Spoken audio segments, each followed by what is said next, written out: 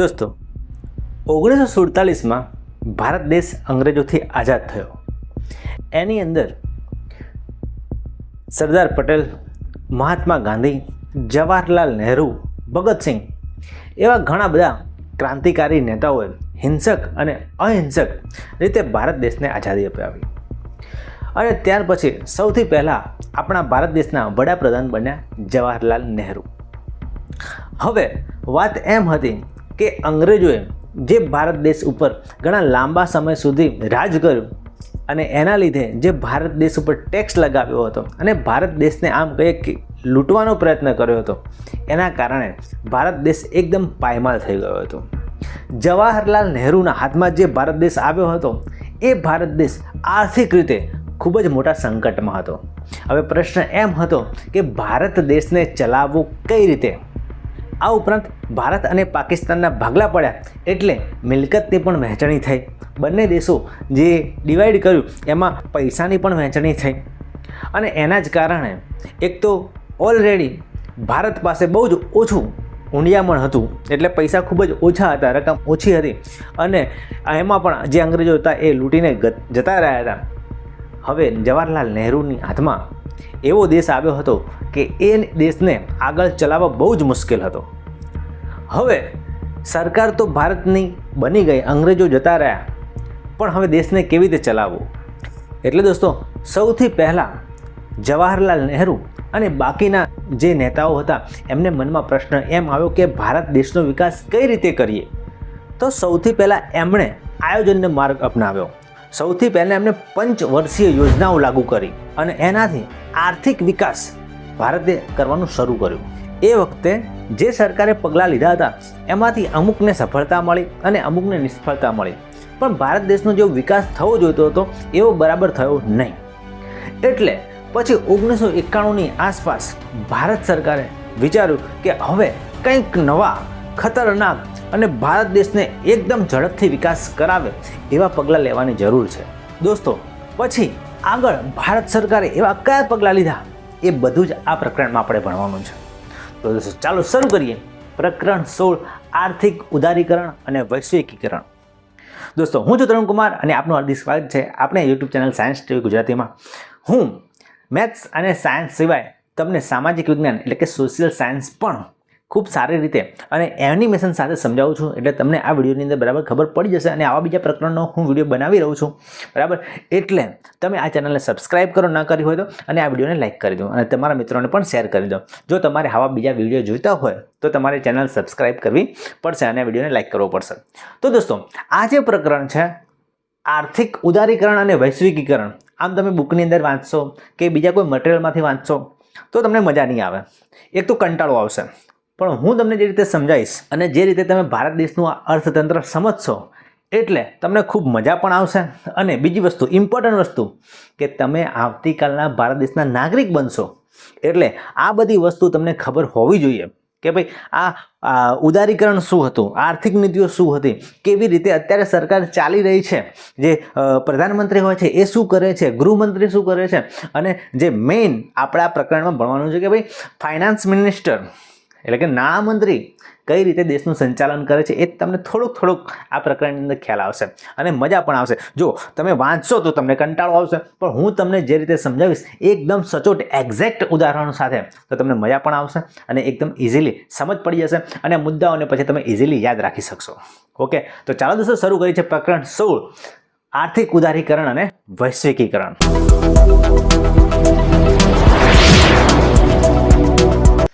તો દોસ્તો 1947 પછી ભારત દેશ આઝાદ થયો પછી ભારતની સરકારે ઘણી બધી પંચવર્ષીય યોજનાઓ અમલમાં મૂકી, 5 વર્ષવાળી બરાબર, એને પંચવર્ષીય યોજનાઓ કહેવામાં આવે છે. એ નીતિઓમાં જેટલી સરકારે વિચારી હતી એટલી અપેક્ષિત સફળતા મળી નહીં. એમણે જે વિચાર્યું હતું કે ભાઈ આમ આપણા દેશની અંદર થશે, પણ એવું થયું નહીં.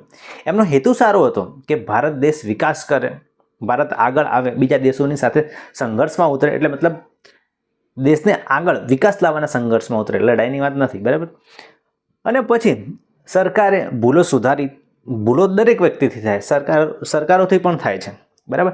એટલે ભૂલો સુધારીને આર્થિક વિકાસને વેગ આપવાનો નિર્ણય લેવામાં આવ્યો. કે હવે કંઈક કરીએ કે જેથી આપણો દેશ હવે આગળ આવે. એટલે પછી 1991માં નવી આર્થિક નીતિ અમલમાં આવી. નવી આર્થિક નીતિ અમલમાં આવી એટલે એકદમ ધરખમ સુધારા કર્યા ભારત સરકારે. કેવા સુધારા કર્યા? તો મુખ્ય 3 સુધારા હતા. એ આપણા અત્યારે જે ભારત દેશ આટલો વિકસિત થયો છે એના જે પાયાના મૂળ હતા એ 1991માં નખાઈ ગયા હતા. એ 3 પગલાં, એ 3 સ્ટેપ્સ જે ભારત સરકારે એ વખતે લીધા એનો ફાયદો અત્યારે આપણને થઈ રહ્યો છે. અને એ હતા, પહેલું ઉદારીકરણ, બીજું ખાનગીકરણ અને ત્રીજું વૈશ્વિકીકરણ. આ વિડીયોની અંદર આપણે આ 3 જે મુદ્દા છે એ ખૂબ જ ડિટેલમાં આપણે ભણવાના છે. આમ તો ઇઝી જ છે પણ તમને કંટાળો ના આવે એટલે હું એ રીતે તમને સમજાવીશ કે તમને ઇઝીલી યાદ પણ રહી જશે અને મુદ્દા પણ યાદ રહી જશે. તો આ 3 સુધારા પહેલાં તો તમે યાદ રાખી લેજો, બરાબર. એક છે ઉદારીકરણ, બીજું છે ખાનગીકરણ અને ત્રીજું છે વૈશ્વિકીકરણ.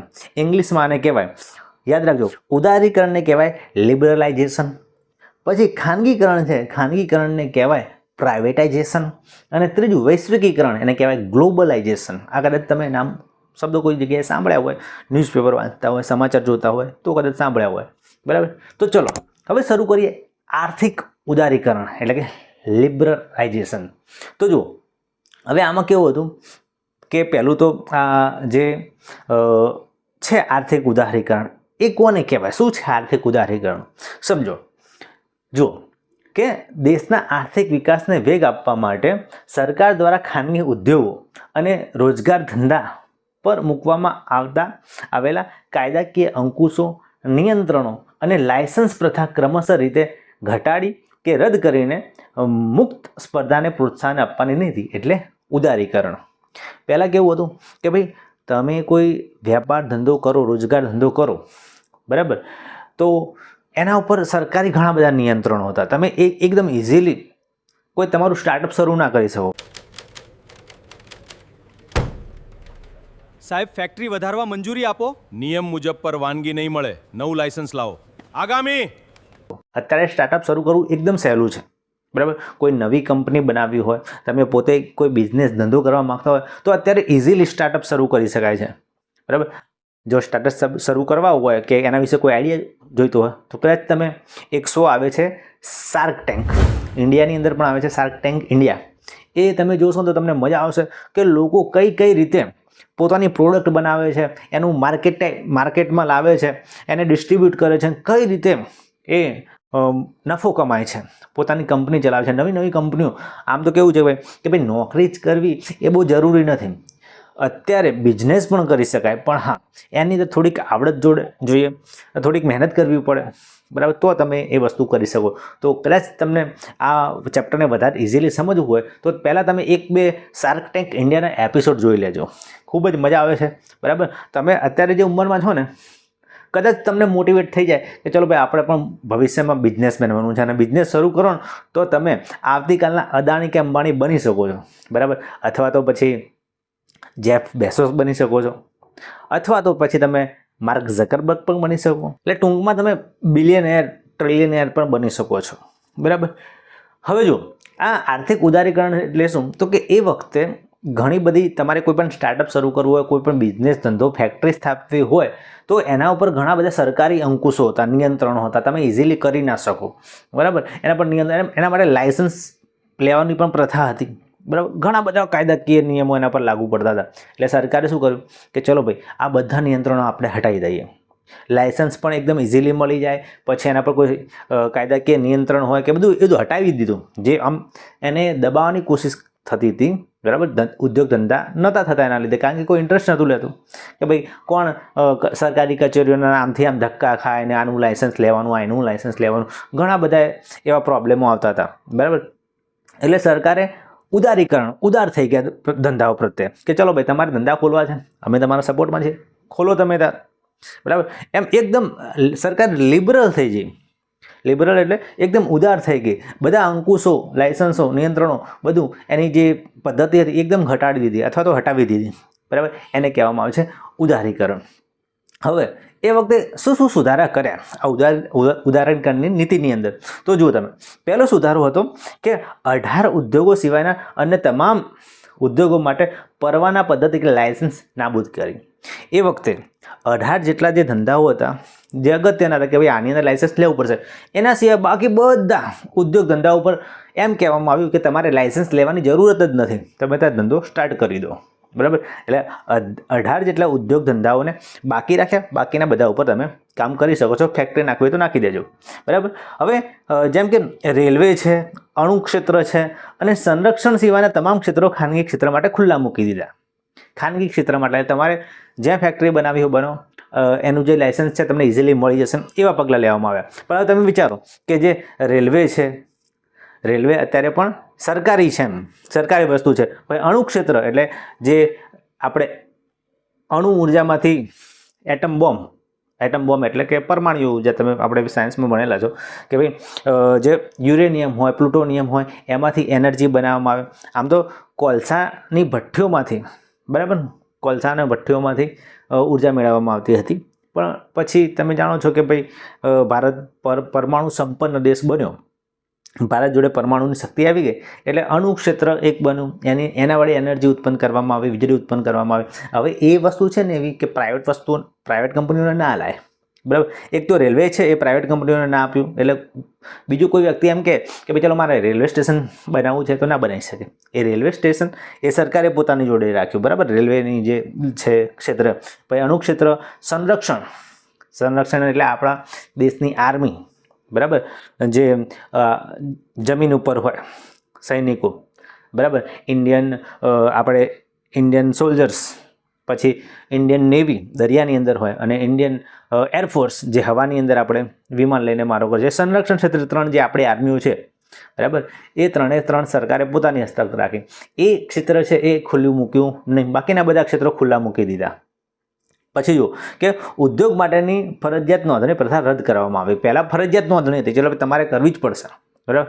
અત્યારે પણ છે, પણ એકદમ એનો જે કાયદો છે એકદમ ઇઝી બની ગયો છે. એમ તમે કોઈ સ્ટાર્ટઅપ શરૂ કરો તો એની નોંધણી તમારે કરાવવી જ પડે અત્યારે.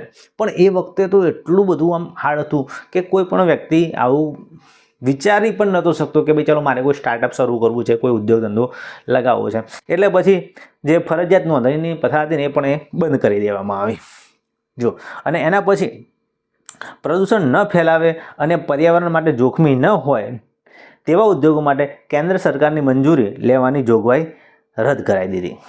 એટલે જો કોઈ એવી ફેક્ટરી તમે નાખો કે જેનાથી ધુમાડો નીકળતો હોય, પ્રદૂષણ થતું હોય, બરાબર, તો તમારે સરકારની પરવાનગી લેવી પડશે. પણ જો તમારી ફેક્ટરી કે કારખાનું કે કંઈ પણ વસ્તુ છે એ પ્રદૂષણ ફેલાવતું નથી અને પર્યાવરણને કોઈ નુકસાન કરતું નથી, તો પછી તમારે સરકારની મંજૂરી પણ લેવાની જરૂર છે નહીં, તમે શરૂ કરો. આ રીતે સરકાર એકદમ આર્થિક રીતે ઉદાર થઈ ગઈ કે તુમ ઉદ્યોગ સ્થાપો હમ તુમ્હારે સાથે. સરકારે આવી નીતિ શરૂ કરી દીધી. સાહેબ, આ લાયસન્સ માટે કેટલા ધક્કા ખાવા પડશે? હવે ચિંતા ન કરો, નવી નીતિ છે. લાલ ફીતાશાહી ગઈ, હવે ભારતનો વેપાર આખી દુનિયામાં ગુંજશે. એટલે એ વખતે પછી ધબાધબ બધા ઉદ્યોગો સ્થાપવા માંડે, ફેક્ટરી સ્ટાર્ટઅપ શરૂ કરવા માંડે. અને પછી ભારત દેશે પછી જે વિકાસની શરૂઆત કરી એનો તમે અત્યારે જોઈ જ રહ્યા છો કે ભારત દેશની અંદર ઔદ્યોગિક ક્રાંતિ તો આવી જ ગઈ છે. ઘણી બધી વસ્તુઓ ઇન્ડિયામાં બનતી થઈ ગઈ છે. બાકી તો અંગ્રેજો જે ભારત દેશને લૂંટીને ગયા હતા ને ત્યારે આપણા દેશની અંદર એક સોય પણ નથી બનતી, બરાબર, સોય પણ આપણા દેશમાં નથી બનતી. પણ પછી ધીમે ધીમે બધું જ બનવા લાગ્યું. જો, હવે આર્થિક ઉદારીકરણ તો સરકારે કર્યું, પણ એના થોડાક લાભ પણ થવા જોઈએ. તો કયા લાભ થયા જોઈએ? તો પહેલું, ખાનગી ક્ષેત્રે મુક્ત વિકાસ મળતા ઉત્પાદનમાં વધારો થયો. જો, હવે કેવું થયું, પહેલું સૌથી વસ્તુ કે ખાનગી ક્ષેત્ર ખુલ્લું મૂકી દેવામાં આવ્યું. એટલે તમે ભાઈ જે ઉદ્યોગો લગાવો બિંદાસ, એકદમ ઉદ્યોગો, એટલે તમે પોતે સ્ટાર્ટઅપ શરૂ કરી દો, બરાબર. એટલે ખાનગી ક્ષેત્રની અંદર લોકો બધા આવવા માંડ્યા, બધા પ્લેયર્સ આવવા માંડ્યા. ચલો ભાઈ હું આ બનાવીશ, એમ ફેક્ટરીઓ સ્થાપવા માંડી. ઉત્પાદનમાં વધારો થયો. મેઇન વસ્તુ ઉત્પાદનમાં વધારો થયો. જેમ કે જો કાર, બાઇક, બરાબર, સ્માર્ટફોન, ઇલેક્ટ્રોનિક વસ્તુઓ એ હવે ભારતમાં ઉત્પાદન થઈ રહી છે. હવે આપણે બહારથી એટલું બધું ઇમ્પોર્ટ નથી કરવું પડતું, બરાબર, બહારથી બીજા દેશોમાંથી લાવવું નથી પડતું.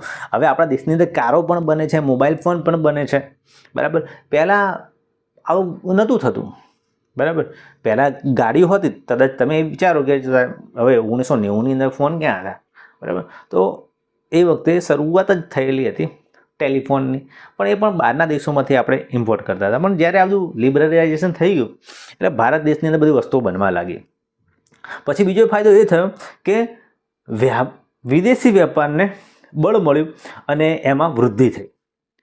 વિદેશ વેપારને બળ મળ્યું અને તેમાં વૃદ્ધિ થઈ. જેમ કે ભારતમાંથી સોફ્ટવેર, ફાર્માસ્યુટિકલ્સ, દવાઓ અને ટેક્સટાઇલની નિકાસ વિશ્વભરમાં થવા લાગી. બધા પ્લેયર્સ બજારમાં આવી ગયા, ફેક્ટરીઓ લગાવવા માંડ્યા. બરાબર, એટલે પછી ઉત્પાદન વધ્યું, વસ્તુ આપણા દેશની અંદર વધવા લાગી. ચલો, પછી આપણા દેશના જુદા જુદા શહેરોમાં એને વેચાણ થવા માંડ્યું. પછી થયું કે ચલો ભાઈ, આ બધી વસ્તુ આપણા દેશમાં તો વેચીએ છીએ, પણ હવે બહારના દેશોમાં વેચીને આપણે પૈસા કમાઈએ. એમ વેપારીઓએ વેપાર કર્યો, વિદેશ વેપાર શરૂ કર્યો. આપણી દવાઓ હવે દુનિયાભરમાં જશે. ભારતીય કાપડની વિદેશમાં ધૂમ છે. એટલે આ જે છે સોફ્ટવેર, ભારતની અંદર સોફ્ટવેર બનવા માંડ્યા અમુક, એ પણ બહાર વિદેશમાં વેચવા લાગ્યા. પછી તમે જાણો છો કે દવાઓ, અત્યારે પણ દવાઓ ભારત દેશમાં એટલી બધી દવાઓ બને છે અને ભારતમાંથી દવાઓ અમેરિકા, ઇંગ્લેન્ડ, ફ્રાન્સ, જર્મની બધી જગ્યાએ ભારત દેશની દવાઓ જાય છે, અત્યારે પણ જાય છે. એટલે આ બધું વધ્યું. બરાબર, દવાઓ બહાર વેચાવા લાગી. ભારતની ટેક્સટાઇલ, જે ભારત દેશની અંદર કપડાં બનતા હતા, બરાબર, એ કપડાં વિદેશોમાં પણ જવા લાગ્યા. બરાબર, એટલે વિદેશ વેપાર વધ્યો, એનાથી ભારત દેશને ફાયદો થયો. આ ઉપરાંત વિદેશી હુંડિયામણની અનામતમાં વધારો થયો. એટલે 1991ની એવું હતું કે 1991ની અંદર એવી પરિસ્થિતિ થઈ ગઈ હતી ભારત જોડે કે 2 અઠવાડિયે જેટલું જ આપણા ભારત દેશ પાસે 2 અઠવાડિયા જેટલા જ પૈસા વધ્યા હતા. પણ આ 1991ની આસપાસ આપણા જે ફાઇનાન્સ મિનિસ્ટર હતા, નાણામંત્રી, ખબર હતા એ કોણ હતું? એ હતા મનમોહન સિંહ. મનમોહન સિંહ એક એવા અર્થશાસ્ત્રી હતા જે હમણાં જ તમે જાણો છો કે આપણા પ્રધાનમંત્રી પણ રહી ચૂક્યા છે. નરેન્દ્ર મોદી આપણા વડાપ્રધાન બન્યા એની પહેલાં મનમોહન સિંહ વડાપ્રધાન હતા. અને 1991માં મનમોહન સિંહ 1991ની આસપાસ, બરાબર, ચોક્કસ એક્ઝેક્ટ એ યાદ નથી મને, પણ 1991ની આસપાસ આપણા જે નાણામંત્રી હતા એ મનમોહન સિંહ હતા. અને એવું હતું કે ભારત પાસે 2 અઠવાડિયાનું જ, એટલે 15 દિવસનું જ ઊંડિયામણ બચ્યું હતું. એટલે ભારત દેશ ચલાવવા માટે 15 દિવસના જ પૈસા વધ્યા હતા આપણા જોડે. અને એ વખતે જે જાદુ મનમોહન સિંહે ચલાવ્યો ને ભાઈ, એ જે અર્થશાસ્ત્રી હતા, એવા અર્થશાસ્ત્રી પછી ભારત દેશમાં બીજા કોઈ જન્મ્યા નથી. બીજા ઘણા બધા અર્થશાસ્ત્રી આવ્યા છે, બરાબર, ફાઇનાન્સ મિનિસ્ટરો આવ્યા છે, પણ જેવી સૂઝબૂઝ એ વખતે મનમોહન સિંહે લગાવી હતી એવી તાકાત કોઈનામાં નથી ભાઈ. બરાબર, એમનું માઇન્ડ એટલું તેજ હતું. ભલે એ બોલતા ઓછું હતા, પણ એમનું ટેલેન્ટ, એમનું નોલેજ એવું હતું કે ભારત દેશ પાસે માત્ર 2 અઠવાડિયાના પૈસા વધ્યા હતા દેશ ચલાવવાના, એવી પરિસ્થિતિઓમાંથી. એટલે એમ ગણો કે આખો ભારત દેશ ડૂબી ગયો હતો. ડૂબેલી પરિસ્થિતિમાંથી એમને કાઢ્યો બહાર, એવી પરિસ્થિતિ થઈ હતી. તો એ જે 1991માં ભારત પાસે 2 જ અઠવાડિયાનું હુંડિયામણ હતું, એ આ ઉદારીકરણ થયું, આ બધી નીતિઓ લાવ્યા. બરાબર, એટલે પછી વેપાર ધંધા થયા અને ભારત દેશ બેઠો થઈ ગયો.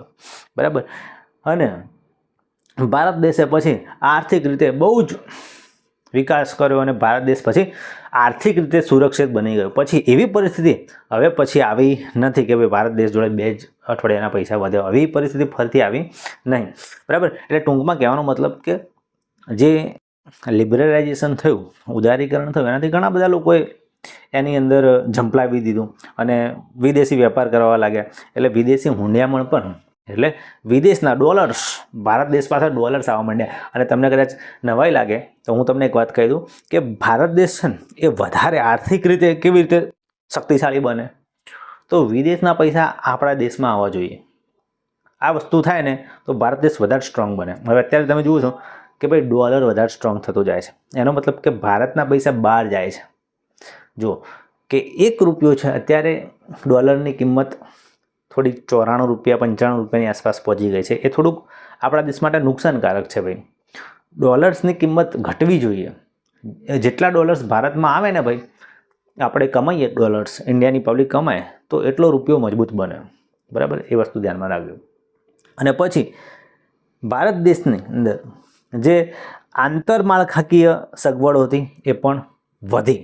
કેવી રીતે વધી? તો ઉદાહરણ તરીકે એક્સપ્રેસ હાઈવે બન્યા, 4G 5Gની સેવાઓ આવી ગઈ. બરાબર, અત્યારે પછી ટેલિકોમ નેટવર્ક, આધુનિક એરપોર્ટ બનવા લાગ્યા. આ બધું જ કેવી રીતે થયું? ભારત દેશે વિકાસ કર્યો ને પછી થયું ભાઈ. બરાબર, આ ઉદારીકરણના કારણે. બરાબર, તો ટૂંકમાં આ 4 મુદ્દા યાદ રાખજો કે કયા કયા લાભ થયા. તો ઉત્પાદન પહેલું તો વધ્યું, કારણ કે ઘણા બધા પ્લેયર્સ બજારમાં ફેક્ટરીઓ બનાવી તો ઉત્પાદન વધ્યું એટલે વિદેશમાં વધારે વેચવા લાગ્યા, એટલે વિદેશી હુંડિયામણ આવવા લાગ્યું, પૈસા વધવા લાગ્યા. અને પૈસા વધ્યા દેશમાં તો બધી વસ્તુ બનવા માંડી, એરપોર્ટ, રેલવે સ્ટેશન, એમ્સ. બરાબર, આ રીતે થયું બધું. ચલો, હવે ઉદારીકરણના લાભ તો આપણે જોઈ લીધા, પણ થોડાક એના નુકસાન પણ થયા, જેને ગેરલાભ કહેવાય એ જોઈ લો. તો કયા કયા ગેરલાભ થયા? તો ઇજારાશાહીના વલણોમાં ઘટાડો કરી શકાયો નહીં. હવે ઇજારાશાહી એટલે શું? ઇજારાશાહી એટલે મોનોપોલી. હવે કેવું થયું એ વખતે? એક ઉદાહરણ તમને લઈ લો. જેમ કે ટેલિકોમ ક્ષેત્ર અને બંદરોના ક્ષેત્રમાં માત્ર 2 થી 3 મોટા ખાનગી જૂથોનું વર્ચસ્વ થઈ ગયું, મોનોપોલી થઈ ગઈ. એટલે ઇજારાશાહી કહેવાય. અને ઇજારાશાહીના વલણો ઘટાડી શક્યા નહીં. જો કેવું થયું કે ચલો ભાઈ, સરકાર લિબરલ થઈ ગઈ, તમે જે બિઝનેસ તમારે કરવો એ કરી શકો છો. તો શરૂઆતમાં જે 1-2 પ્લેયર્સ હતા કે જેમને એ બિઝનેસ સ્ટાર્ટ કર્યો, એ એના રાજા બની ગયા. બરાબર, એ એના રાજા બની ગયા અને એના કારણે બીજા પછી ધંધો શરૂ કરવા ના લાગી શકે, એમ ના શરૂ કરી શકે. નાના પ્લેયર્સ ગાયબ થઈ ગયા. જેમ કે હું તમને એક એક્ઝામ્પલ આપું કે ભાઈ જીઓનું સિમ કાર્ડ તમે વાપરો છો. બરાબર, હવે એની જોડે પાછળ જે મુકેશ કાકા છે ભાઈ, એમના જોડે ઘણા બધા પૈસા છે, તમે જાણો જ છો. એટલે ડાયરેક્ટ એમને જે સિમ કાર્ડ ને બધું શરૂ કર્યું એટલે એમની મોનોપોલી થઈ ગઈ. અત્યારે તમે જુઓ કે એરટેલ અને જીઓ ડિયોપોલી કહેવાય એને પાછું. એ લોકોનું વર્ચસ્વ છે. એના લીધે તમે જુઓ, પહેલાં કઈ કંપનીઓ હોતી હતી? ડોકોમો, યુનિનોર, આઈડિયા, આ બધી કંપનીઓ બંધ થઈ ગઈ. મને હટી જવું પડ્યું. કેમ? જીઓ અને એરટેલ એકદમ પોતાનું પ્રભુત્વ સ્થાપી લીધું. આવું એ વખતે ક્યારે થયેલું? તો એ વખતે જ્યારે નવું લિબરલાઇઝેશન આવ્યું ને, એટલે જે શરૂઆતમાં જે પ્લેયર્સ હતા, જેમને શરૂઆતમાં ફેક્ટરીઓ નાખી દીધી, બરાબર, એ લોકો વધારે પૈસાવાળા થયા, પણ બીજી ફેક્ટરીઓને એની અંદર એટલું બધું ફાયદો ના થયો. કારણ કે જે પહેલાં આવે ને એને વધારે ફાયદો થાય. તમે શાર્ક ટેન્ક ઇન્ડિયા જોતા હોય ને તો એમાં એ લોકો કહે છે ફર્સ્ટ મૂવર એડવાન્ટેજ. એટલે જે પ્લેયર પહેલો આવ્યા, બરાબર, કોઈ પણ ફિલ્ડની અંદર જે પ્લેયર પહેલો આવે, એ પહેલો આવે એટલે પહેલાં પોતાની ફેક્ટરી નાખે અને શરૂ કરે, એને જ સૌથી મોટો ફાયદો થાય. બરાબર, પછી એને ટકાવી પણ રાખવું પડે, પણ એને ફર્સ્ટ મૂવર એડવાન્ટેજ પણ કહેવાય છે. બરાબર, એટલે એના લીધે પછી એની એટલી તાકાત વધી જાય કે બીજા કોઈને આવા જ ના દે. બરાબર, તો એને ઇજારાશાહી કહેવાય. એ વલણો ઘટાડી શકાયા નહીં. પછી બીજું, માત્ર ઔદ્યોગિક ક્ષેત્ર પર ધ્યાન આપી શકાય, કૃષિ ક્ષેત્ર પાછળ રહી ગયું. એટલે જે સરકાર હતી એમને ઉદ્યોગોને આગળ આવવા માટે ઘણી બધી યોજનાઓ લાવ્યા, પણ કૃષિ ક્ષેત્રે જે આપણને ખોરાક આપે છે ખેડૂતો, એમનો વિકાસ ના થઈ શક્યો. એમનો વિકાસ 2 થી 3% જ અટકી ગયો. ઉદ્યોગ ધંધાઓ બહુ આગળ વધી ગયા, પણ ખોરાક માટે ખેડૂતોના વિકાસ ના થયો. એના વિશે કોઈ વિચાર્યું નહીં. ત્યારબાદ આવકની અસમાનતામાં વધારો થયો. આવકની અસમાનતા એટલે કે ભાઈ જે પૈસાવાળા હતા એ વધારે પૈસાવાળા થવા લાગ્યા, અને જે ગરીબ હતા એ વધારે ગરીબ થવા લાગ્યા. જેમ કે તમને ઉદાહરણ આપું તો આઈટી કે મેનેજમેન્ટના ક્ષેત્રમાં જે કામ કરતા લોકો છે એમની આવક વધી, બરાબર, અને ગ્રામીણ જે મજૂરો હતા એ લોકોની આવક ના વધી, એ બિચારા ગરીબ જ રહ્યા. એટલે એમની વચ્ચે ઇન્કમ ગેપ થયો, બહુ મોટો પૈસાનો તફાવત. પેલા કરોડો રૂપિયાના પેકેજ લેતા હોય, પેલા બિચારા માંડ દિવસે 200-500 રૂપિયા કમાય, એવું થાય. અને ત્યારબાદ આયાત વધી અને નિકાસ ઘટતા વિદેશી દેવામાં વધારો થયો. એક આ પણ નુકસાન થયું કે ભાઈ આપણી આયાત વધી ગઈ, બહારથી આપણે વધારે વસ્તુ ઇમ્પોર્ટ કરવા લાગ્યા, પણ નિકાસ ઓછી થતી હતી, એટલે ભારતમાંથી બહાર નિકાસ ઓછી થવા લાગી અને એના લીધે પછી ભારત દેશને થોડું નુકસાન પણ થયું. જેમ કે ચીનમાંથી અત્યારે મોબાઈલ ફોન આપણે ઇન્ડિયામાં ઘણા બને છે, પણ ચાઇનાવાળા ત્યાં બનાવીને મોબાઈલ અહીંયા મોકલાવે ને તો આપણે ઇન્ડિયામાં ફોન જે બન્યો હોય એના કરતાં ચાઇનાનો ફોન સસ્તો હોય. અત્યારે તમારા હાથમાં જે ફોન હશે ને ભાઈ કોઈ પણ કંપનીનો હોય, મોટાભાગે ચાઇનીઝ એનું મટીરિયલ હશે. ચાઇનીઝ કંપનીઓ આ ઇલેક્ટ્રોનિક માર્કેટમાં બહુ જ હાવી થઈ ગઈ, બરાબર. એટલે પછી ત્યાંથી ચાઇનાની આઇટમો આપણે વધારે આયાત કરવા લાગ્યા અને નિકાસ આપણે ચાઇનામાં ઓછી કરીએ છીએ, એટલે પછી દેશને નુકસાન થઈ રહ્યું છે, બરાબર. તો આ રીતે ભારતને નુકસાન થવા લાગ્યું. તો એના ગેરફાયદા હતા આર્થિક ઉદારીકરણના. દોસ્તો, બીજો જે સુધારો હતો એ હતો ખાનગીકરણ, એટલે પ્રાઇવેટાઇઝેશન. હવે આમાં કેવું હતું તો કે રાજ્ય હસ્તકના જે ઔદ્યોગિક સાહસોની માલિકી હતી, માલિકી કે સંચાલન એ ખાનગી ક્ષેત્રને સોંપવામાં આવ્યું. એટલે વસ્તુ હતી સરકારી, પણ હવે કાં તો એની માલિક બીજા કોઈને બનાવવામાં આવ્યા, એટલે કે વેચી મારવામાં આવી વસ્તુ, સરકારી વસ્તુ, અથવા તો એનું સંચાલન હેન્ડલિંગ પ્રાઇવેટ કંપનીઓને આપી દેવામાં આવ્યું. એને કહેવાય ખાનગીકરણ, એટલે કે પ્રાઇવેટાઇઝેશન. એટલે વસ્તુ સરકારી પણ પ્રાઇવેટ કંપનીઓ કે વ્યક્તિઓ એનું સંચાલન કરે અથવા તો માલિક બની જાય, એવું કરવામાં આવ્યું. એટલે આમ એક જોતાં એમ કહી શકીએ કે સરકારી વસ્તુનું થોડુંક વેચાણ જેવું થઈ ગયું. એનાથી થોડાક ફાયદા પણ થયા અને ગેરફાયદા પણ થયા. ચાલો એની વાત કરીએ. તો મુખ્ય બે માર્ગે આ વસ્તુ થઈ હતી.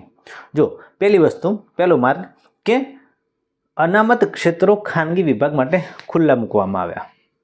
એટલે જે જાહેર સાહસો હતા ભારત દેશના, અનામત વસ્તુ હતી કે ભાઈ અમુક ક્ષેત્રો છે એ અનામત છે, જે પ્રાઇવેટ કંપનીઓને નહોતું આપવામાં આવતું, પણ એને આપી દેવામાં આવ્યું. પછી એનો માલિક પ્રાઇવેટ વસ્તુ થઈ ગઈ, એટલે મતલબ આખું પ્રાઇવેટાઇઝેશન થઈ ગયું. અને બીજો જે માર્ગ હતો એની અંદર બે ભાગ પડે છે. એક કેવું કે માલિકી સરકારે પોતાની જોડે રાખી. અમુક વસ્તુઓ એવી હતી, અમુક સેક્ટર એવા હતા કે જેની અંદર માલિક સરકાર રહી, પણ સંચાલન કે ભાઈ મેનેજમેન્ટ તમારે બીજી કોઈ ખાનગી કંપનીને આપી દેવાનું. એટલે બીજું કોઈ વ્યક્તિ હોય કે કંપની હોય ને એ આવીને એનું હેન્ડલિંગ કરે, મેનેજમેન્ટ કરે, પણ માલિક કોણ? સરકાર. એવું કરવામાં આવ્યું. અને એની અંદર બીજો ઓપ્શન પણ રાખવામાં આવ્યો કે ભાઈ આમાં સંચાલન છે ને સરકાર કરે. અમુક વસ્તુ એવી છે ને કે જેનું સંચાલન સરકાર કરે, પણ માલિક છે ને બીજું કોઈ બની જાય, પ્રાઇવેટ વસ્તુ થઈ જાય. ચલો આને આપણે સમજીએ વારાફરતી. તો જે વાત કરીએ કે પહેલું તો અનામત ક્ષેત્રો ખાનગી ક્ષેત્રો માટે ખુલ્લા મૂકવામાં આવ્યા. તો આને સમજો કેવી રીતે. તો અમુક જે ક્ષેત્રો હતા એ સરકારની માલિકીના હતા, પ્રાઇવેટ નહોતા કરેલા. એટલે સરકાર જ એની અંદર જે કંઈ ઇન્ડસ્ટ્રીઓ બનાવવાની હોય કે જે પણ કંઈ કરવું હોય સરકાર જ કરે. બીજું કોઈ બહારથી પ્રાઇવેટ કંપનીઓ એની અંદર પ્રવેશી શકે નહીં. હું તમને એક એક્ઝામ્પલ આપું. એક્ઝામ્પલ તમે યાદ રાખશો ને તો તમને ખબર પડી જશે. જેમ કે પહેલાં BSNL અને MTNL જેવી કંપનીઓ હતી, સરકારી કંપનીઓ હતી. BSNL નામ સાંભળ્યું છે? BSNL કાર્ડ વાપરો છો ટેલિફોન ક્ષેત્ર માટે. BSNL અને MTNL એ સરકારી કંપનીઓ હતી, સરકાર જ હતી, એમ જ સરકારી શાખા હતી. એટલે જે ટેલિફોન માટેની જે સંપર્ક વ્યવસ્થા હોય, બરાબર, ટેલિફોનનું જે સંચાલન કરે સરકાર કરતી હતી, એના માટેની BSNL અને MTNL કંપનીઓ હતી. પણ પછી એમને કીધું કે ભાઈ પ્રાઇવેટ લોકો પણ તમે આ ક્ષેત્રમાં આવી શકો છો, તમે પણ પોતાની આવી ટેલિફોનવાળી કંપનીઓ બનાવી શકો છો વાતચીત કરવા માટે. એટલે પછી ભાઈ તમે ખ્યાલ હોય તો પછી આવી ગયું એરટેલ પ્રાઇવેટ છે, જીઓ પ્રાઇવેટ છે, યુનિનોર, ડોકોમો, બરાબર. એ વખતે હચ, વોડાફોન, એવી કંપનીઓ આવી ગઈ હતી જે ટેલિફોન ક્ષેત્રમાં સરકારી વસ્તુ હતી. પહેલાં સરકાર જ MTNL BSNL ચલાવતી હતી, પણ એના સ્પર્ધામાં પ્રાઇવેટ કંપનીઓ પણ આવવા લાગી. બીજું આનું એક ઉદાહરણ લઉં ને તો ઇન્ડિયન એરલાઇન્સ કે એર ઇન્ડિયા. આનું એક બીજું ઉદાહરણ તમને કહું તો ઇન્ડિયન એરલાઇન્સ અને એર ઇન્ડિયા જે વીમાની સેવા આપતી હતી, સરકારની બે કંપનીઓ હતી, ઇન્ડિયન એરલાઇન્સ અને એર ઇન્ડિયા. એ તમારે એક જગ્યાએથી બીજી જગ્યાએ જવું હોય વિમાનની અંદર પૈસા આપીને જવું પડે, તો એ સરકારની એ કંપનીઓ ચલાવતી હતી. પણ પછી કીધું ને કે ભાઈ પ્રાઇવેટાઇઝેશન થઈ ગયું ક્ષેત્ર જે એવિએશન ક્ષેત્ર પ્રાઇવેટ થઈ ગયું એટલે હવે તમે પોતે આવીને તમારી વિમાનવાળી કંપની લગાવી શકો. પછી તમે જુઓ સ્પાઇસ જેટ, ઇન્ડિગો, બરાબર. પછી ઘણી બધી એવી કંપનીઓ આવી ગઈ જે વિમાનની સેવા આપવા માંડી, બરાબર. અને એવી કંપનીઓ પછી વિમાની ક્ષેત્રમાં ઘૂસી ગઈ. એટલે સરકારી ક્ષેત્રની અંદર સરકારની મોનોપોલી હતી, પણ પ્રાઇવેટ લોકો આવીને એની અંદર હરીફાઈ કરવા લાગે સરકાર સાથે. અને પછી તમે જાણો જ છો કે ભાઈ સરકારી વસ્તુ છે અને સામે પ્રાઇવેટ વસ્તુ આવે તો તમે જો જેમ કે અત્યારે BSNL છે એ એટલું ફાયદામાં નથી, સરકારી કંપની છે તો, પણ જીઓ, એરટેલ ભૂક્કા બોલાવે છે. બધા જોડે જીઓ એરટેલના સિમ કાર્ડ જોઈએ મોટા ભાગે, BSNL કોક જોડે જોઈએ, બરાબર. એટલે પ્રાઇવેટ પ્લેયરો આવી ગયા ને આવા જીઓ એરટેલવાળા, એટલે પછી BSNL ખોવાઈ ગયું. એટલે આમાં સરકારની ભૂલ કહેવાય કે ભાઈ સરકારે ચલો પ્રાઇવેટાઇઝેશન કર્યું, એરટેલ જીઓ જેવી કંપનીઓ આવી, પણ તમે BSNL તો ઊંચું કરો. તમારી પાસે તો ઘણી બધી આર્થિક રીતે તાકાત છે, પૈસા છે, બરાબર. તો BSNLને ઊંચું કરવાની જગ્યાએ પ્રાઇવેટ કંપનીઓ આવી ગઈ એટલે એ નફો કમાવા લાગી. અને નફો કમાય એટલે પછી તમે જાણો જ છો કે ભાઈ એ લોકો ભાવ કેવા લેશે. પહેલાં 150 રૂપિયામાં મહિનાનું રિચાર્જ થતું હતું, હવે 350, 450 રૂપિયાનું રિચાર્જ થઈ ગયું છે. એટલે પછી એ કંપનીઓ તો ભાવ વધારવાની, એના ઉપર સરકારી નિયંત્રણ રહેવાનું નથી. સરકારી કંપની હોત તો કેટલું રિચાર્જ સસ્તું મળત, બરાબર. એવું થવા લાગ્યું. પછી જુઓ, પછી આપણે વાત કરીએ એમ કે અમુક ક્ષેત્રો એવા હતા કે જેની અંદર માલિકી અથવા સંચાલનની અંદર ફેરફાર થયો. એની અંદર બે પ્રકાર પડ્યા. તો એક પ્રકાર હતો એ પ્રમાણે સંચાલન છે ને એ ખાનગી કંપનીને સોંપવામાં આવ્યું, પણ માલિક સરકાર રહેશે પણ સંચાલન ખાનગી કંપનીને સોંપવામાં આવ્યું. એટલે બધું દેખરેખ ખાનગી કંપનીઓવાળા પ્રાઇવેટ લોકો કરશે. એક્ઝામ્પલ આપું તો આનું એક્ઝામ્પલ થશે રેલવે અને એરપોર્ટ. રેલવે શું છે? સરકારી વસ્તુ છે. એરપોર્ટ શું છે? સરકારી વસ્તુ છે. એટલે એના માલિક કોણ રહેશે? સરકાર રહેશે. પણ તમે જુઓ રેલવે સ્ટેશન, એરપોર્ટ, એનું સંચાલન કોણ કરે છે? પબ્લિક પ્રાઇવેટ પાર્ટનરશિપ વડે પ્રાઇવેટ કંપનીઓનું સંચાલન કરે છે, બરાબર.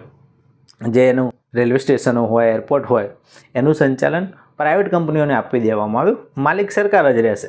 આની અંદર મુખ્ય માલિકી સરકારની રહેશે. જમીન હોય એ જે વસ્તુ છે એની માલિકી સરકારની રહેશે, પણ પ્રાઇવેટ ગ્રુપને આપી દેવામાં આવ્યું. જેમ કે રેલવે સ્ટેશન અને એરપોર્ટ છે એ અદાણી ગ્રુપને સંચાલન કરવા માટે આપવામાં આવેલા, બરાબર. એના વિશે તમે ગૂગલમાં સર્ચ કરી શકો છો.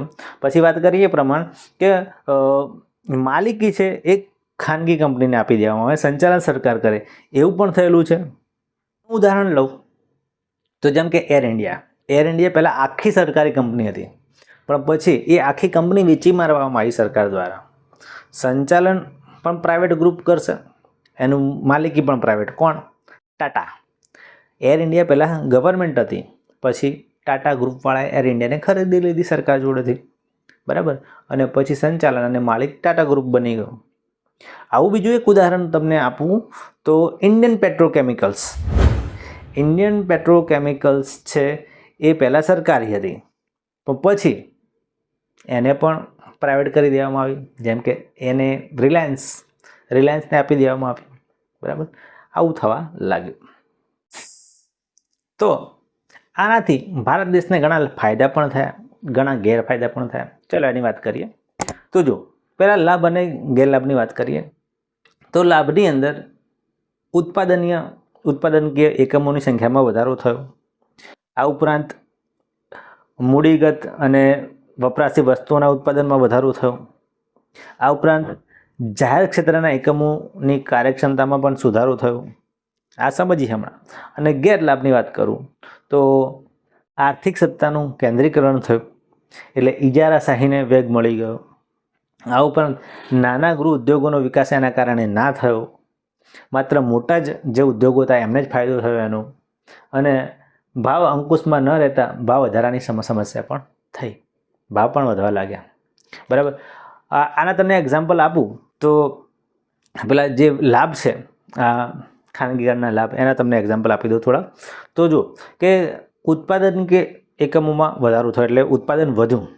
તો એનું એક એક્ઝામ્પલ લઉં તો પહેલાં મારુતિ અને એમ્બેસેડર એવી જ કંપનીઓની કારો મળતી હતી, અને પછી તમે જુઓ કે ઘણી બધી વિદેશી કંપનીઓ આવી ગઈ આ હ્યુન્ડાઈ ને પછી આ ટાટા મોટર્સની પણ ટાટાની ગાડીઓ પણ આવે છે, હ્યુન્ડાઈની પણ આવે છે, ફોર્ડ ફિગો, બરાબર, કિયા સેલ્ટોસ, બધી ઘણી બધી કંપનીઓ આવવા માંડી અને બધાના ઉત્પાદનીય ફેક્ટરીઓ વધવા લાગી, એકમો વધવા લાગ્યા, બરાબર. એનો ફાયદો થયો કહેવાય. અને બીજો જે ફાયદો તમને કહું તો મૂડીગત અને વેપારી વસ્તુઓના ઉત્પાદનમાં વધારો થયો. એટલે એનું એક્ઝામ્પલ લેવું હોય તો જેમ કે સ્માર્ટફોન, ઇલેક્ટ્રોનિક્સ વસ્તુઓ, કપડાં, પ્રોસેસ ફૂડ, આ બધાની ફેક્ટરીઓ બનવા લાગી અને એના પણ ઉત્પાદનમાં ભારત દેશની અંદર વધારો થયો. અને આ ત્રીજું છે એ જાહેર ક્ષેત્રના એકમોની કાર્યક્ષમતામાં સુધારો થયો. એટલે જે ક્વોલિટી હતી એ પણ થોડીક સુધરી. તો એનું એક્ઝામ્પલ લઈએ તો એનો મતલબ કે જે જાહેર ક્ષેત્રની જે એકમો હતા એની કાર્યક્ષમતામાં વધારો થયો. એક એક્ઝામ્પલ લઉં તો માની લો કે એસબીઆઈ બેંક છે. એસબીઆઈ બેંક એક સરકારી છે, પણ પછી બધું પ્રાઇવેટાઇઝેશન કર્યું, પ્રાઇવેટ ક્ષેત્રો આવવા લાગ્યા એટલે પછી બધી જુદી જુદી બેંકો ખુલી. એચડીએફસી, એક્સિસ બેંક, બરાબર, પછી બીઓબી, બધી પ્રાઇવેટ બેંકો શરૂ થવા માંડી અને એ સારી સેવાઓ આપવા લાગી. એટલે પછી સરકારી બેંકોએ પણ સુધારો કરવો પડ્યો, એમને પણ સારી સેવાઓ આપવી પડી. જેમ કે બાકીની બધી બેંકો બધું ઓનલાઈન કરી દીધું, એપ્લિકેશનો લાવવા માંડી, બીઓબીની એપ્લિકેશન હોય, એક્સિસ બેંકની એપ્લિકેશન હોય. એટલે પછી એસબીઆઈ જે સરકારી ક્ષેત્ર છે એને પણ યોનો એસબીઆઈની એપ્લિકેશન એને પણ લાવવી પડી. એટલે બાકીની પ્રાઇવેટ કંપનીઓએ પોતાનું આવ્યું એટલે એ સારી સર્વિસ આપવા માંડ્યું. એટલે પછી જે સરકારી કંપની છે એસબીઆઈ બેંક છે એને પણ સારી સર્વિસ આપવાનું શરૂ કર્યું. આપવું જ પડે ને. પછી જેમ કે વાત કરીએ એમ જીઓ અને એરટેલ એને 4G 5Gની સેવા આપવા માંડી. તો પછી બીએસએનએલને પણ અત્યારે આપવી પડે છે. એ થોડા એનો ભાવ ઓછો છે, પણ હવે બધી જગ્યાએ હજુ આવ્યું નથી, પણ ધીમે ધીમે હવે જે બીએસએનએલ છે એ પણ 5Gની સેવાઓ ધીમે ધીમે શરૂ કરી રહ્યું છે. એને પણ આપવું પડશે ટકી રહેવું હોય તો, બરાબર. એટલે સરકારી જે કંપનીઓ હતી એની ક્વોલિટીમાં પણ સુધારો થયો. હવે જે ગેરલાભની વાત કરું તો ગેરલાભના થોડા આપણે એક્ઝામ્પલ લઈ લઈએ તો તમને એ પણ યાદ રહી જાય. તો જો આર્થિક સત્તાનું કેન્દ્રીકરણ થયું, એનાથી ઇજારાશાહીમાં વધારો થયો. ઇજારાશાહી એટલે મોનોપોલી વધી ગઈ, બરાબર. એટલે આર્થિક સત્તાનું કેન્દ્રીકરણ એટલે કે જે માણસે સૌથી પહેલાં ફેક્ટરી ખોલી એને પોતાને પૈસાનો બહુ ફાયદો થયો. પછી એને બીજી ફેક્ટરી ખોલી એટલે વધારે ને વધારે પૈસાદાર થતો ગયો. એટલે એ જે કંપની હોય એની જોડે એટલા બધા પૈસા આવી ગયા કે પછી એ કોઈ પણ નવા પોર્ટ બનાવવાના હોય, ખોલવાના હોય, બરાબર, નવી ગ્રીન એનર્જી પ્રોડ્યુસ કરવાની હોય તો એમાં એક જ કંપની પછી એની મોનોપોલી થવા લાગી. જેની જોડે વધારે પૈસા છે એ બધા ધીમે ધીમે બધા ક્ષેત્રોમાં આવવા લાગ્યા અને નાના જે બીજા ઓછા પૈસાવાળા ઉદ્યોગ ધંધા હોય એ પડી ભાગ્યા. એટલે એને ઇજારાશાહી કહેવાય, મોનોપોલી. બીજાને ના આવવા દે અંદર બિઝનેસની અંદર. આ ઉપરાંત નાના જે ગૃહ ઉદ્યોગો હતો એનો પણ વિકાસ ના થયો. જેમ કે વાત કરી મોનોપોલીના લીધે, એટલે બિચારા બહારથી નાના ઉદ્યોગ ધંધા હોય એ અંદર બિઝનેસમાં ના આવી શકે. આનું એક્ઝામ્પલ લઉં ને તો જેમ કે પહેલાં હાથ વણાટથી કપડાં સીવાતા હતા, બરાબર. પેલા કારીગરો હતા, વણકરો, એ હાથ વડે, સાળ વડે ખાદી અને કપડાં બનાવતા હતા. પણ પછી આ કંપનીઓનો વિકાસ થયો, ફાર્માસ્યુટિકલ, ટેક્સટાઇલ કંપનીઓ, એટલે મશીનો વડે કપડાં બનવા લાગ્યા. એટલે પછી નાના ઉદ્યોગ ધંધાવાળા જે હાથ વડે કપડાં બનાવતા હોય, કાપડ બનાવતા હોય, એ લોકોનો ધંધો પડી ભાગ્યો. પછી પ્લાસ્ટિક અને સ્ટીલની કંપનીઓ આવવા લાગી. એટલે પહેલાં તો લોકો માટીના વાસણોમાં ખાતા હતા, બરાબર. એટલે પ્લાસ્ટિક અને સ્ટીલના વાસણો પછી બજારમાં આવ્યા એટલે પેલા લોકો માટીવાળાનો ધંધો પડી ભાંગ્યો. આવું થવા લાગ્યું. એટલે નાના ઉદ્યોગ ધંધાઓ ખતમ થઈ ગયા. પણ આના લીધે એક બીજો પણ ગેરફાયદો થયો, ભાવ વધારાની સમસ્યા થઈ, બરાબર. પ્રાઇવેટ કંપનીઓ આવવા લાગી એટલે પછી એ મનમાનો ભાવ લેવા લાગી, બરાબર. પોતાની ઈચ્છા હોય એ પ્રમાણે એ લેવા લાગે પોતાના પૈસા. પછી જેમ કે સરકારી હોસ્પિટલની અંદર સેવાઓ એટલી સારી નહોતી પહેલાં, એટલે પછી પ્રાઇવેટ લોકોએ દવાખાના ખોલે પણ એની ફી વધારે હોતી હતી એટલે ભાવ વધારો થવા લાગ્યો. એ પણ આનું એક મોટું નુકસાન થયું ભારત દેશને. દોસ્તો, ત્રીજું જે અગત્યનો સુધારો હતો એ હતો વૈશ્વિકીકરણ એટલે કે ગ્લોબલાઇઝેશન. આ કેવી પ્રક્રિયા છે તો સમજો કે અર્થતંત્રને વિશ્વના અર્થ સાથે જોડવાની પ્રક્રિયા. એટલે ભારતનું જે અર્થતંત્ર છે, આપણા દેશનું અર્થતંત્ર છે, એને આખા વિદેશના અર્થતંત્ર સાથે કમ્બાઈન કરી દેવાનું, જોઈન્ટ કરી દેવાનું, જોડી દેવાનું. એટલે આખા વિશ્વનો વિકાસ થાય ને તો આપણા દેશનો પણ વિકાસ થાય. બરાબર?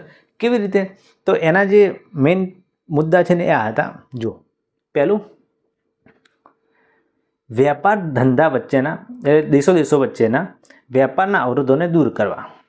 એટલે એક દેશ બીજા દેશ સાથે વેપાર કરે, એની અંદર કોઈને કોઈ અવરોધ આવી જાય, એને દૂર કરવા માટે આ ગ્લોબલાઇઝેશન જરૂરી છે. એટલે બધા દેશો જે નિયમો પાળતા હોય ને, ઇન્ડિયાવાળા પણ એ જ નિયમનું પાલન કરે, તો દેશ વચ્ચે જે વેપાર છે એકદમ ઇઝીલી થાય. એનું તમને એક એક્ઝામ્પલ આપું તો જુઓ કે પહેલાંના જમાનામાં કેવું હતું કે ભાઈ અમેરિકામાં કોઈ વસ્તુ બનતી હોય, સારી હોય, અને તમારે એ વાપરવી હોય તો શું કરવું પડે? કાં તો અમેરિકા જઈને એને ખરીદવું પડે, અથવા તો તમારો મામાનો છોકરો કે ભાઈનો છોકરો કે બેનો છોકરો કોઈ અમેરિકા રહેતા હોય એટલે કે ભાઈ મારા માટે આ નાઇકીના શૂઝ છે, લેતા આવજે ને ભાઈ, એવું કરવું પડતું હતું. પણ જ્યારે વેપાર ધંધાના અવરોધો દૂર કરવામાં આવ્યા ને ત્યારે તમે જુઓ છો અત્યારે અમેરિકાની કોઈ કંપની છે નાઇકી, જે શૂઝ વેચે છે અમેરિકાની અંદર, પણ અત્યારે તમારે જોઈતા હોય તો તમારે ખાલી 2 આમ ફોનની અંદર ઓર્ડર કરો અને અઠવાડિયાની અંદર નાઇકીના શૂઝ તમારે ઘેર આવી જાય. કેમ? કારણ કે કંપની અમેરિકાની છે, પણ ઇન્ડિયાની અંદર તમારા ઘરે, તમારા ઘર આંગણે અઠવાડિયાની અંદર શૂઝ આવી જાય. એનું કારણ શું? દેશો વચ્ચેનો જે વેપારનો અવરોધ હતો એ દૂર કરી દેવામાં આવ્યો. એટલે આપણે વિદેશની અંદર વેપાર કરી શકીએ, વિદેશો આવીને ઇન્ડિયામાં વેપાર કરી શકે. બરાબર? પણ હમણાં જાણો છો કે ભાઈ ટ્રમ્પે થોડુંક ટેરિફ વધારી દીધા છે, એટલે હવે થોડુંક લોચા પડવાના છે ભાઈ ભારત અને અમેરિકા વચ્ચે. બરાબર? વેપારના બાબતે પણ જોઈએ શું થાય છે. પછી વાત કરીએ મૂડીની હેરફેર સરળ બની ગઈ. એટલે પૈસાની હેરફેર ઇન્ડિયામાંથી અમેરિકામાં, અમેરિકામાંથી ઇન્ડિયામાં ડોલરો અને રૂપિયાની હેરફેર થવા લાગી. આનું એક એક્ઝામ્પલ લઉં ને તો એપલ જે કંપની છે, એમેઝોન છે, એ વિદેશી કંપનીઓ છે, પણ મૂડીની હેરફેર થઈ એટલે ભાઈ એ કંપનીઓ ઇન્ડિયામાં આવી, એપલ ઇન્ડિયામાં આવી ગઈ, જે એમેઝોન છે ઇન્ડિયામાં આવી ગઈ. એટલે ઇન્ડિયાની અંદર એ લોકોએ પોતાના જે સેન્ટરો શરૂ કર્યા. બરાબર? હવે એપલ ઇન્ડિયાની અંદર પણ આઈફોન બનશે, એટલે ઇન્ડિયાવાળાએ પૈસા કમાય, અમેરિકાવાળાએ પૈસા કમાય, ઇન્ડિયાના પૈસા ત્યાં જાય ને આમ જાય. એટલે મૂડીની હેરફેર થવા લાગી. એમેઝોનમાં પણ એવું છે. એમેઝોન છે, આપણે બધા ઓનલાઈન ઓર્ડર કરી છે એમેઝોનમાંથી. એમેઝોન ઇન્ડિયામાં આવ્યું અને બધી વસ્તુ આપણને પ્રોવાઈડ કરાવી. આ વસ્તુ જે તે આ વસ્તુ તમારા ઘરે ઓર્ડર થઈ જાય, તમને સુવિધા મળી, અને સામે એ લોકો પણ પૈસા કમાવા લાગ્યા અને આપણને પણ વસ્તુ મળવા લાગી. એટલે વસ્તુની હેરફેર થઈ, સાથે સાથે પૈસાની પણ હેરફેર થવા લાગી. અને ટેકનોલોજીની હેરફેરના જે અવરોધો હતા એને દૂર કરવામાં આવ્યા. એટલે એક દેશમાંથી બીજી દેશમાં ટેકનોલોજીની પણ આપલે કરવામાં આવી. બરાબર? તમે જાણો જ છો, કદાચ ના પણ જાણતા હોય, તમે તો ફોન જોયો નહોતો. પહેલાં લેન્ડલાઇન ફોન આવતા હતા, એટલે ડબલાવાળા, ટીટ હલો, એ વાયરવાળું કનેક્શન હતું. એ ડબલું લઈને આપણે બધે ફરી ના શકીએ, બધાના ઘરે લેન્ડલાઇન કનેક્શન હોતા હતા ટેલિફોનના. પણ હવે બધાના હાથમાં ફોન આવી ગયો છે. બરાબર? આ કોરિયા છે, સેમસંગ કંપની છે, પછી જાપાનની કંપનીઓ છે, અમેરિકાની કંપનીઓ છે, એમને નવા ફોનની શોધ કરી. બરાબર? એટલે અત્યારે ઇન્ડિયામાં પણ આપણે એ ફોન વાપરતા થઈ ગયા. માની લો કે ટેકનોલોજીની ત્યાંથી ના આવી હોત ઇન્ડિયામાં, તો અત્યારે આપણો એ ડબલુવાળું ફોન વાપરતા હોત ઘરે. હલો, કોણ છો, કેમ છો, ઘરે જઈને ફોન થાય. આપણા ખિસ્સાની અંદર મોબાઈલ ફોન ના હોત. આ ટેકનોલોજીની જે આદાન પ્રદાન થયું એના કારણે આપણને થોડી સુવિધા મળી. આ ઉપરાંત દેશો વચ્ચે શ્રમની મુક્ત હેરફેર એટલે એક દેશમાંથી લોકો મજૂરી કરવા માટે બીજા દેશમાં ગયા, બીજા દેશવાળા ઇન્ડિયામાં આવ્યા. એટલે મજૂરો લોકોની પણ હેરફેર થવા લાગી. તમે જુઓ છો કે ભાઈ અત્યારે જે આઈટી ક્ષેત્રમાં ઇન્ડિયામાંથી આઈઆઈટી વાળો હોય કે કોઈ મોટું આઈટી ક્ષેત્રની અંદર કોઈ વ્યક્તિ હોય કે જે એની અંદર ખરેખર ટેલેન્ટ હોય, તો ગૂગલવાળા લાખો કરોડો રૂપિયાનું પેકેજ આપીને અમેરિકા બોલાવી લે છે કે ભાઈ તું અહીંયા આવતો રહે, તારું અહીંયા બહુ જ જરૂર છે. બરાબર? 1 વર્ષનું 1 કરોડનું પેકેજ, 2 કરોડનું પેકેજ, બરાબર, 5 કરોડ 10 કરોડના પણ પેકેજવાળા હોય છે લોકો. બરાબર? ઇન્ડિયાની અંદર એની અંદર એ માણસમાં સ્કિલ છે, આઈટી વિશે જાણે છે, તો અમેરિકાવાળા એને બોલાવે છે. પછી ઇન્ડિયાની અંદર પાયલોટોની કમી છે તો વિદેશના પાયલોટો ઇન્ડિયામાં આવીને વિમાન ઉડાડે છે. એટલે વ્યક્તિઓની ટેલેન્ટની પણ હેરફેર થવા લાગી, શ્રમની હેરફેર થવા લાગી. બરાબર. આ વૈશ્વિકીકરણના કારણે બધું આખું વિશ્વ એક જ થઈ ગયું. તમે પણ વિદેશમાં જઈ શકો વેપાર ધંધા માટે, ત્યાં પણ તમે રોજગાર મેળવી શકો. ઘણા લોકો બહારથી પણ આવીને, જેમ કે નેપાળના લોકો ઇન્ડિયામાં આવીને રોજગાર મેળવે છે, એવું પણ થાય આ વૈશ્વિકીકરણના કારણે. આના પણ કેટલાક લાભ અને ગેરલાભ હતા, ફાયદા નુકસાન તો હોય જ. તો જુઓ, વૈશ્વિકીકરણથી શું ફાયદા થાય? તો વિદેશી મૂડીરોકાણને પ્રોત્સાહન મળ્યું, વિકસિત દેશોની વસ્તુઓ સરળતાથી પ્રાપ્ત થવા લાગી, આંતરરાષ્ટ્રીય હરીફાઈમાં ટકી રહેવાની શક્તિ પણ ભારત દેશને મળી રહી. અને ગેરલાભની વાત કરું તો ગરીબી અને બેરોજગારીની સમસ્યાનો ઉકેલ હજુ પણ આવ્યો નહોતો. નિકાસ વૃદ્ધિ દ્વારા પૂરા લાભ ના મળ્યા, નિકાસ તો કરવા માંડે પણ લાભ ના મળ્યા, અને મોટા ઉદ્યોગોને વધુ લાભ અને નાના ઉદ્યોગોને ઓછો લાભ થવા લાગ્યો. આ એના ગેરફાયદા હતા. આને બરાબર સમજીએ. જે લાભ છે, જેમ કે વિદેશી મૂડીરોકાણને પ્રોત્સાહન મળ્યું, તો વિદેશી કંપનીઓ ભારતમાં આવવા લાગી. જેમ હમણાં વાત કરી એપલ, એમેઝોન એ ઇન્ડિયામાં આવવા લાગી, એટલે એમને પ્રોત્સાહન મળ્યું. એનાથી ભારત દેશવાળાને પણ ફાયદો થયો, એમને પણ ફાયદો થયો. પછી જે વાત કરી કે વિકસિત દેશોની વસ્તુઓ સરળતાથી મળવા લાગી. નાઇકીના શૂઝ તમારે જોઈતા હોય તો તમે ઓનલાઈન ઓર્ડર કરી શકો છો. આઈફોન તમારે જોઈતો હોય તો પણ ફટાફટ મળી જશે. બરાબર. બીજું કંઈ જોઈતું હોય, સોનીના કેમેરા જોઈતા હોય, બરાબર, ફોન જોઈતા હોય તો પણ તમને સરળતાથી વિદેશી વસ્તુઓ મળી રહેશે. બરાબર. કોઈ પણ વિદેશી પરફ્યુમ હોય તો પણ લેવો તો મળી રહેશે. આંતરરાષ્ટ્રીય હરીફાઈમાં ટકી રહેવાની શક્તિ વધી.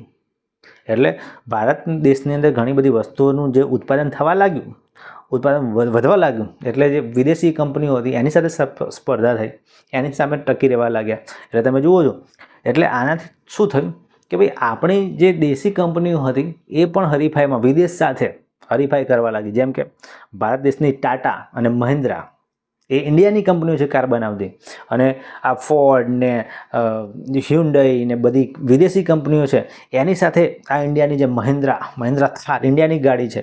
બરાબર. પછી જે આપણે ટાટા ગ્રુપની વાત કરીએ છીએ, ટાટાની ગાડીઓ હોય છે, એ ઇન્ડિયામાં બનવા માંડી ગાડીઓ, એટલે એની ક્વોલિટી પણ વધી અને એ સ્પર્ધા કરવા લાગી વિદેશની કંપનીઓ સાથે. એટલે એક ફાયદો થયો કે ભાઈ આપણા દેશની અંદર ગાડીઓ બને છે અને એ પાછી વિદેશની ગાડીઓને ટક્કર આપતી ગાડીઓ બને છે. બરાબર. એ ભારત દેશની એક મજબૂતાઈ છે. જુઓ, હવે જે ગેરલાભ હતા એને સમજીએ તો એના ઉદાહરણ તમને આપું ને મસ્ત, તો તમને ઇઝીલી યાદ રહી જશે. જેમ કે વાત કરીએ કે ગરીબી અને બેરોજગારી હતી, એમાં ધારી સફળતા મળી નહીં. હવે એનું કારણ શું હતું કે ભાઈ જે દુકાનો હોય એની અંદર એસી લાગવા લાગે. આપણી જે દુકાનો હોય તમે જુઓ, બધાના ત્યાં એસી લાગી ગયા છે, બધાને ત્યાં મોબાઈલ ને સ્માર્ટફોન આવી ગયા છે. એટલે અમુક જે લોકો હતા એનો વિકાસ થઈ ગયો, એમને ફાયદો થયો. પણ જે લોકો ભણેલા નહોતા, ગરીબ હતા, ભણેલા નહોતા, એમની જે ગરીબી હતી એ એમને ભણવાનો મોકો ના મળ્યો, એટલે એમને આ જે વૈશ્વિકીકરણ થયું એનો ફાયદો ના મળ્યો. એ લોકો ગરીબને ગરીબ જ રહ્યા, કારણ કે એ ભણ્યા ન હતા, એટલે એમને આટલી એટલી સમજ ન હતી. બરાબર. એટલે એમને ખાસ આ વૈશ્વિકીકરણનો ફાયદો ના થયો. પણ જે ભણેલા ગણેલા હતા અને બહાર વિદેશમાં ફરવા જતા હતા એમને આનો ફાયદો મળ્યો. બરાબર. એટલે ગરીબી અને બેરોજગારીની સમસ્યાઓ તો ઊભી થયેલી જ રહી. પછી નિકાસ વૃદ્ધિના પૂરા લાભ ના મળ્યા. એટલે આપણે ઇન્ડિયાની અંદર બહારથી સામાન તો લાવવા માંડ્યા, આયાત કરવા માંડ્યા, ફોન ને લેપટોપ ને ટીવી ને એસી બધું વિદેશી કંપનીઓથી બહારથી આવવા માંડ્યું, પણ ભારત દેશની બહાર નિકાસ કરીએ છીએ એ બરાબર ના થવા માંડી. શું થતું હતું? પહેલાં તો મેઇન તો મસાલા, મરી મસાલા ને બધું બહાર જતું હતું. બરાબર. હવે વિદેશોવાળા એમ કહેવા લાગે ભાઈ ઇન્ડિયાની વસ્તુ બરાબર ક્વોલિટીની આવતી નથી, એ લોકો પ્રતિબંધ મૂકી દીધો. હમણાં જ તમને ખબર હોય તો ચીનવાળાએ, જાપાનવાળાએ કે ભાઈ અમે ઇન્ડિયાની કેરીઓ નહીં ખાઈએ, કારણ કે એની ક્વોલિટી બરાબર નહીં હોતી. એ લોકો પેસ્ટિસાઇડને, આપણે ઇન્ડિયાવાળા પેસ્ટિસાઇડને બધું છાંટે ને કેરીઓ ઉપર, એટલે કે એ ઝેરી પદાર્થોવાળું હોય છે કેરીઓ, એટલે એ લોકોએ કેરીઓ ખાવાની બંધ કરી દીધી. એટલે કેરીઓ જે નિકાસ થતો હતો એ થવા લાગ્યો નહીં, તો હમણાં કેરીઓવાળાને બિચારા નુકસાન થવા લાગ્યું. બરાબર. આ રીતે વિદેશમાં આપણી વસ્તુ ઓછી જવા લાગી, એનાથી વૈશ્વિકીકરણનો આપણને એટલો ફાયદો થયો નહીં, વિદેશવાળા બહુ ફાયદો કમાઈ ગયા. પછી જે મોટા ઉદ્યોગો હતા એ મોટા ઉદ્યોગોને જલસા થઈ ગયા અને નાના ઉદ્યોગો બિચારા પડી ભાગ્યા. જેમ કે વૈશ્વિકીકરણ થયું, ચાઇનામાંથી મસ્ત મસ્ત ચાઇનીઝ રમકડા આવવા લાગ્યા અને સસ્તા ભાવમાં આવવા લાગ્યા, તો એ લોકો તો કમાવા લાગ્યા. પણ ઇન્ડિયાની અંદર જે નાના નાના ગરીબ લોકો માટીના રમકડા, પ્લાસ્ટિકના રમકડા બનાવીને વેચતા હતા, બરાબર. એ લોકોને નુકસાન થવા લાગ્યું. નાના નાના જે ઉદ્યોગ ધંધા હતા એ લોકોને નુકસાન થવા લાગ્યું. ચાઇનીઝ રમકડા લાવે મસ્ત મસ્ત અસસ્તા ભાવે, તો લોકો એ ખરીદવા લાગ્યા અને એના કારણે ગરીબ લોકો ઇન્ડિયાની અંદર, મતલબ કે જે નાના ધંધાવાળા ગરીબ લોકો હતા એમને ફાયદો થયો નહીં. એક બીજું એક્ઝામ્પલ લો તો જેમ કે કોઈને મોટું મોલ હોય, શોપિંગ મોલ, તો અત્યારે તમે જો શોપિંગ મોલની અંદર બધી વસ્તુ મળી રહે, એટલે શોપિંગ મોલવાળાને બહુ જ ફાયદો થાય. પણ સામે જોડે જ જો નાની દુકાન હોય બિચારાની કરિયાણાની, તો ત્યાંથી કોઈ વસ્તુ ના લે અને એના કારણે પછી એનું વેચાણ ઓછું થઈ જાય અને થોડા દિવસમાં બિચારા એ કરિયાણાની દુકાન પણ બંધ કરવી પડે. આવી વસ્તુ થવા લાગી, બોલો. એટલે અમુક વસ્તુના ફાયદા પણ હોય, ગેરફાયદા પણ હોય. ઓકે વિદ્યાર્થી મિત્રો, તો આજે આપણે ખાનગીકરણ, વૈશ્વિકીકરણ અને ઉદારીકરણ વિશે ભણ્યા અને તમે ઘણું બધી વસ્તુ એના વિશે જાણ્યું અને મેં તમને મસ્ત મસ્ત ઉદાહરણ આપ્યા છે, એટલે તમને ઇઝીલી યાદ રહી જશે. પણ તમે જે આ ટૉપિક ભણ્યા એના મુદ્દાઓ ખાસ છે એ તૈયાર કરી દેજો અને યાદ રાખવાની કોશિશ કરજો. તો ચાલો વિદ્યાર્થી મિત્રો, આ વિડીયોમાં બસ આટલું જ. હવે મળીશું આવા જ કોઈ બીજા ધમાકેદાર વિડીયો સાથે. ત્યાં સુધી આવજો અને આ ચેનલને સબસ્ક્રાઈબ ના કરી હોય તો સબસ્ક્રાઈબ કરી દો, બેલ આઇકોનનું બટન દબાવી દો અને તમારે નેક્સ્ટ હવે કયા ચેપ્ટરના વિડીયો જોઈએ છે એ પણ મને કોમેન્ટમાં જણાવો. તો ચાલો મિત્રો, હવે મળીશું બીજા કોઈ વિડીયોમાં. ત્યાં સુધી આવજો.